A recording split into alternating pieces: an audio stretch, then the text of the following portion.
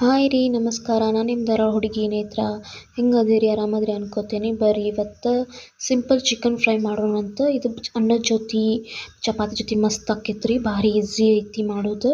250 gram chicken ಒಳಗೆ ಮಸಾಲೆ ಖಾರ ಪುಡಿ, ಸ್ವಲ್ಪ ಎಣ್ಣೆ, ಸ್ವಲ್ಪ ಅರಿಶಿನ ಕಲಸಿಟ್ಕೊಂಡಿದ್ದೆ. ಆಮೇಲೆ 2 ಈರುಳ್ಳಿ ಉದ್ದುದಾಗಿ ಹೆಚ್ಕೊಂಡೇನೆ. ಆಮೇಲೆ 1 ಟೊಮ್ಯಾಟೊ, ಆಮೇಲೆ ಸ್ವಲ್ಪ ಇದು ಹುಣಸೆ ನೆನೆ ಹಾಕಿಟ್ಟೇನೆ. ಹುಣಸೆ ರಸನೂ ಬೇಕ್ರಿ ಇದಕ್ಕೆ, ಅದು ಟೇಸ್ಟ್ ಆಗ್ತೈತಿ. ಆಮೇಲೆ ಎಣ್ಣೆ ಹಾಕಿ ಇವೇನು ಕಟ್ ಮಾಡಿಟ್ಕೊಂಡಿರ್ತೇವಲ್ಲ 1 ಸ್ಪೂನ್ ಎಣ್ಣೆ ಹಾಕ್ರಿ ಸಾಕು. ಆಮೇಲೆ ಹೆಚ್ಚಿಟ್ಕೊಂಡಿದ್ದು ಇದೆಲ್ಲ ಈರುಳ್ಳಿ ಹಾಕಿ ಚೆನ್ನಾಗಿ ಫ್ರೈ ಆಗ್ಬೇಕ್ರಿ. ಸ್ವಲ್ಪ ಕಲರ್ ಚೇಂಜ್ ಆಗೋ ಮಟ್ಟ ಚಂದ ಫ್ರೈ ಆದ ಕಲರ್ ಸ್ವಲ್ಪ ಚೇಂಜ್ ಆದಮೇಲೆ ನೆಕ್ಸ್ಟ್ ನಾವು ಅದು ಕಲಸಿಟ್ಕೊಂಡಿರ್ತೇವಲ್ಲ ಚಿಕನ್ನು ಅದು ಹಾಕ್ಬೇಕು. ಆ ಚಿಕನ್ ಯೂಶ್ವಲಿ ನಾವು ಮಸಾಲೆ ಖಾರ ಪುಡಿನ ಮಾಡ್ತೀವಿ.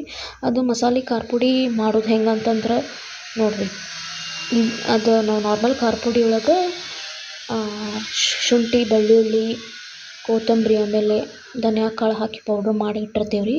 ಅದೆಲ್ಲ ನಾನ್ ವೆಜ್ ಐಟಮ್ಸಿಗೆ ಭಾರಿ ಟೇಸ್ಟ್ ಆಕೈತೆ ಅದು ಖಾರ ಪುಡಿ. ಇದು ಎಲ್ಲ ಹಾಕಿ ಈ ನೋಡಿರಿ, ಇದೇ ರೀ ಅದು ಮಸಾಲೆ ಖಾರ ಪುಡಿ ಮಾಡಿದ್ದು. ಖಾಲಿ ಆಗಿ ಬಂದೈತಿ, ಈಗ ಮತ್ತೆ ಮಾಡ್ಬೇಕು ನಾವು. ಇದು ಮಸ್ತ್ ಫ್ರೈ ಆಗಲಿ ರೀ ಅದು.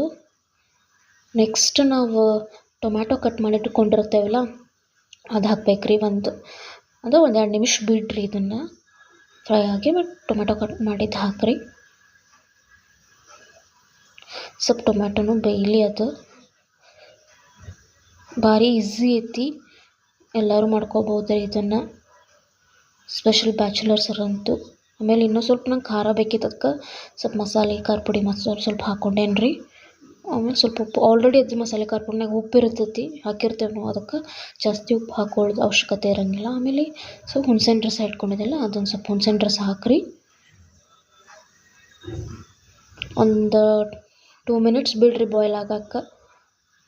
2 ಮಿನಿಟ್ಸ್ ಬಾಯ್ಲ್ ಆತಂದ್ರೆ ಮಸ್ತ್ easy and simple tasty chicken fry chapati, ಅನ್ನ, ರೊಟ್ಟಿ ಜೊತೆ ಮಸ್ತ್ ಆಕೈತ್ರಿ.